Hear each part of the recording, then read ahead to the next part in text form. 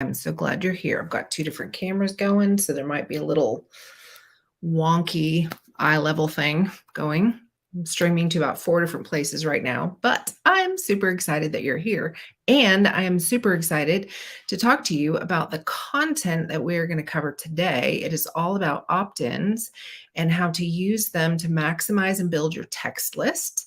And as a result of that, grow your business. So, shall we hop right in? Because I want to honor your time. So, first thing I want you to know about opt-ins is opt-ins are a powerful, powerful way to build and engage your text list. Opt-ins can be used not only for building and engaging, but also nurturing. They allow you to capture the content information from interested prospects and begin nurturing them toward becoming customers. So let me just stop for 1 second and talk to the people who might be going, what the heck is an opt-in? I'm sure that you have probably opted in at some point.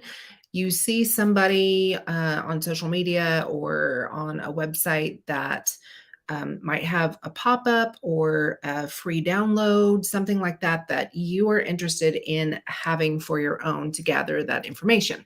So sometimes they look like a free resource. It could be exclusive content. It could be a discount of some kind. And then they ask for your information in exchange for giving you this content. That is an opt-in. It sounds a lot more complicated than it is. You're just literally opting into getting some information. So, how does this work for you? Well, once you figure out what your opt-in is going to be and you have your customer or potential customer's attention, right? They are going to you're going to want to use a targeted follow-up series to send them messages, deepen the relationship, and encourage them to take some sort of action or actions as they follow along with you on their customer journey. So now that we've established what an opt-in is and how you can use it, we're going to talk about understanding your target audience and what they need. And so in order for you to create an offer that someone is going to want, in order to give you their information, you are going to need to understand your target audience and what their needs are. So this requires a little bit of research and a deep understanding of your ideal customer. You may have heard ideal customer being ideal customer avatar, ICA, dream client. It's all different kinds of verbiage is used to describe the one person that you would love to work with. They are everything that you would want. Okay. So you've got to understand them in order to know what to give them in exchange. So how do you do that? Well, you need to know what their pain points are. You need to know what motivates them to take action. You need to know what kind of things they find valuable, right? You are giving them something in exchange for them giving you something back, i.e., their information. So once you're armed with this knowledge, you can craft an offer that speaks exactly to what they need and they want, which is going to make for a very, very effective opt-in. How do you do that? Well, once you have defined your ideal client avatar, and if you don't know how to do that, if you will please shoot me a DM, I can send you an ideal client avatar worksheet. It's super simple and it will help you walk step by step through finding out who your ideal customer or client would be. Okay. So just shoot me a DM. I will send you that. And if you are watching on a platform that I can add live links, not all of them can. Hang on 1 second, guys. Sorry, Instagram. Somebody was trying to call me. Anyway, if you are not on a platform that can do live links, just DM me. But if you are, I will try to drop a link to grab that in the description, okay, or in the comments. So watch for that. So once you have figured out what they want, or who they are, then you're going to want to figure out what they want, what their pain points are. And so one of the things in the process of discovering your ideal client avatar is really digging into all of those things, their pain points, what motivates them to take action, what things they find valuable. You can do that by creating a generalized profile and then thinking, okay, where do they shop? Where can I find them on social media? What groups are they in? And then go and do your research. Facebook groups are a fantastic place to do research for this type of thing, because if you know what kind of groups your ideal client is going to gravitate to, being in there, you're going to see what questions they're asking, and you're going to hear what pain points they have and what motivates them to action. And then you just fill in the gaps for the need, right?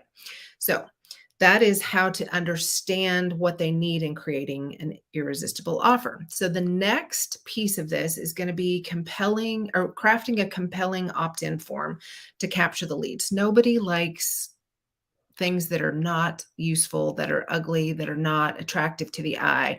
So crafting a compelling opt-in form is crucial for capturing leads effectively. Your opt-in form should be easy to find, easy to fill out. You do not want to ask for a ton of information, guys, because they're just not going to take time to do it. I mean, think about the opt-in forms that you would be likely to fill out. Make yours like that. Like that. I literally have 3 things on my opt-in form. Their first name. I don't even care about their last name. Their first name, their email address, and their phone number. That's it. That's it. So it's easy to find, simple to fill out, visually appealing. I like pretty things. I don't, when I feel like things are not well designed, I usually pass them by. And so I don't know if that's part of your ideal client avatar, would be that they are going to pass by things that are not well put together, well formed. But a lot of people are like that. So you need to make sure that it's visually appealing and well put together. It should clearly communicate the value of opting in. What are you giving them? And then set expectations for what they can expect in return. So if it's a download, how are they going to get the download? If it is a discount, how are they going to get the discount? So just make everything super, super clear. A good opt-in form is one that catches the eye, engages your prospect, and encourages them to take action. Take action. Super important. So next, the importance of creating a valuable lead magnet that is attached to your opt-in. Okay. So there's an opt-in and a lead magnet. The opt-in is what captures their information. The lead magnet is what is going to get them to give you their information, right? It's your deliverable. So creating a valuable lead magnet is just essential to incentivizing for opt-ins. Your lead magnet should be something that you know your target audience finds highly valuable and relevant to what they are looking for and what they need. It could be an ebook, you could be doing a webinar, a checklist, you could have a template. People love checklists, y'all. It could be a quiz. Oh my gosh, quizzes, hot, hot, hot. So it could be a quiz. It could be any other type of content that provides real value. It needs to provide real value. Otherwise, it's going to be ineffective. And who wants to waste time creating and crafting an ineffective lead magnet? Nobody. So it needs to provide real value, and your lead magnet should be highly, highly quality visual appeasing. Sorry. It should be high quality. It should be visually appealing, and it should be easy to access. So you need to think through, once someone fills out your opt-in form, what is your method of delivery? It needs to be easy, and it needs to be easy for them to find. So easy for you, easy for them to find. And then it's not only going to encourage your prospects to opt in, but it's also going to build trust and establish you as an authority in your industry. Opt-ins are fantastic. So how do you optimize the whole process? Now that you have your opt-in form done, and now that you have your lead magnet, how do you optimize the process to increase conversions? So first, you are going to optimize your opt-in process by looking at the data. Okay, you're going to identify the areas that you need to improve. and you're going to test different strategies to see what works best. So what the heck does that mean, Jan? Well, that's a good question. Let me explain it. So some of the tactics to consider would be including a very clear call to action wherever your opt-in is. So whether it's on social media or whether it's on your web page, what they're supposed to do to opt in needs to be super clear. Okay. You need to simplify that process as much as you possibly can.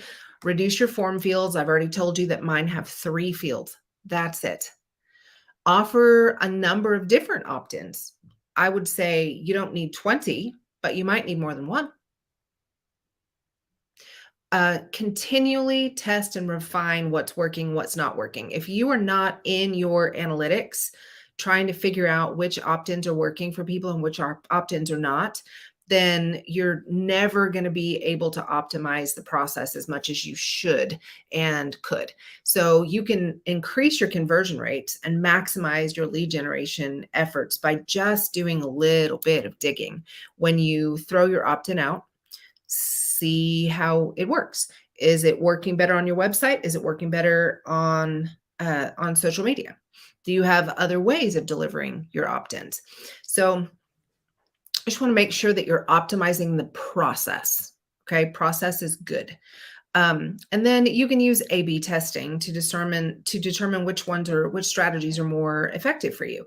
And each opt-in may have a different place that you're delivering that makes more sense, right? Some opt-ins may work better on your website. Some opt-ins may work better on social media.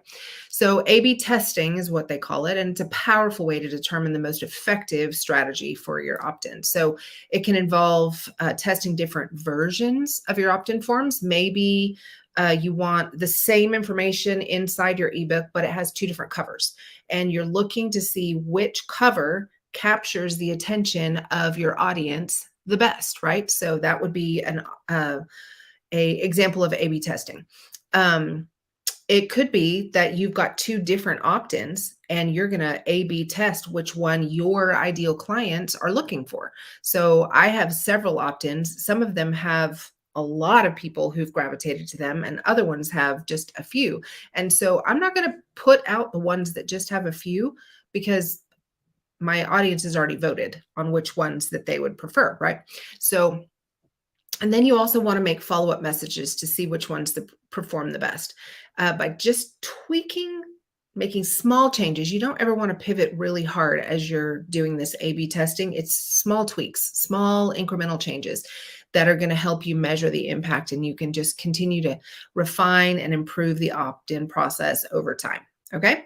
So next I want to talk about personalizing your opt-in experience to increase your engagement. So what does that mean? Personalizing your opt-in experience is a great way to increase your engagement and build strong relationships with your prospects. And this could be involving when you have, let me back up. So I use a opt-in platform called Flowdesk. And so when I deliver my opt-ins, usually they're downloadable. Okay. They're not always, but usually mine are downloadable. So when I use those, when someone gets the download after they filled out their information on the opt-in and they're emailed the download, I personalize it. So Flowdesk has the ability to do this. Most platforms that you're going to use to deliver an opt-in are going to have a way to personalize it. I can put in their first name.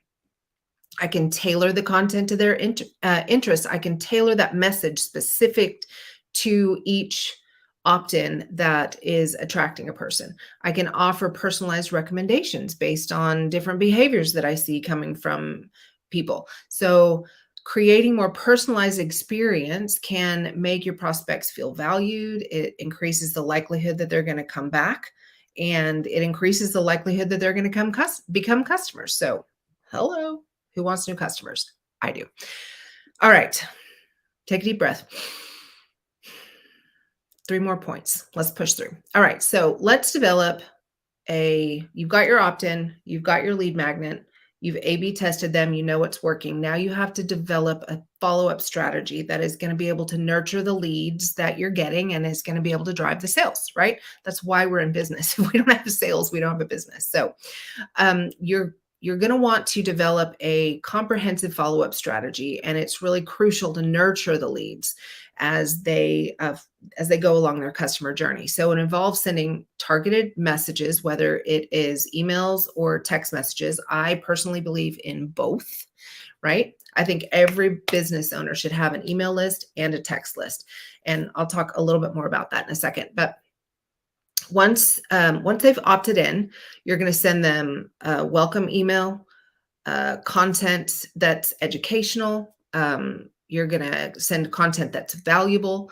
Um, you're going to at sometimes send promotional offers. You don't want to inundate somebody with promotional offers. The rule of thumb that I try to use is add value, add value, add value, sell. So it's about a 3-to-1 ratio. Okay. And then by providing value and building trust over time, you're going to see that you can increase the likelihood that your prospects are going to come back, and they are actually going to become not only customers, but sometimes repeat customers. And even better than repeat customers is customers who refer other customers. So it is really solidifying a relationship through their customer journey, taking them where you want them to go. It's directive. And it is building that know, like, and trust factor so that they are finding value from you and they want to share what you have with other people that they know in their circles that could utilize what you have. So let's talk about a few best practices for using opt-ins to grow your business and reach new people. Okay. So there are a couple there's a couple best practices. I need water, y'all. I forgot my water in the kitchen. There are a few best practices that we want to keep in mind as we're talking about opt-ins for building your business. First of all, you want to make sure that your opt-in forms are mobile friendly. Most people are viewing these things on their mobile phone. So I don't know what platform you use if you don't have one. Again, I use Flowdesk. I love it. And the way that Flowdesk works specifically is when I'm creating an opt-in form, it has two little icons. It has one for desktop and it has one for mobile. So you want to make sure that whatever platform you're creating your opt-in on has the ability for you to view what it looks like on a mobile phone, especially if you're creating it on a desktop, because the format just is going to look different because the size is so compressed. So make sure that it's mobile friendly, since so many people are using mobile devices of some kind to access things on the internet. Okay, that's number one. Number two, consider pop-ups or slide-ins to increase visibility, especially on your website.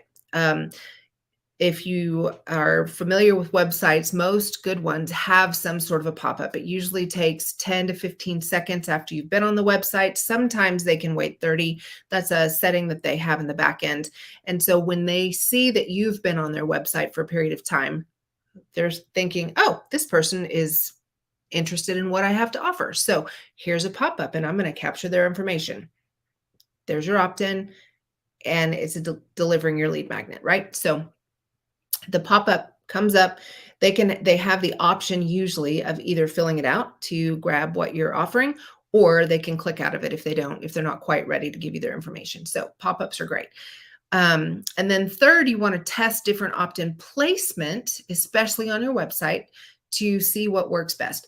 On social media, you can have opt-ins that are literally in each post. You could have opt-ins that are in your link in bio.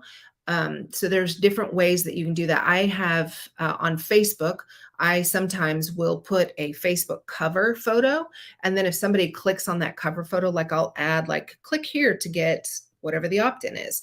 And when they click on that, in the description of that Facebook cover photo, I will give the link for them to opt in. So there's lots of different places that you can put it. You just have to be a little bit creative and then see what works best for you and make sure that you're always keeping them current. Okay.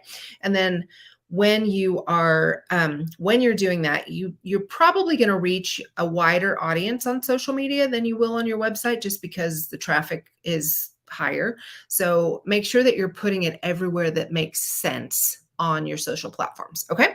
And then last but not least, we want to measure and we want to analyze your opt-in data to make sure that you're constantly improving and you are feeding what's working and making tweaks to what's not. Okay. The only way that you can do that is to measure. and to analyze. And I'm going to use the D word, data. I don't know about you. I am not a huge fan of having to analyze data, but it is really important for you to know if what you're spending all your time and effort on is actually working.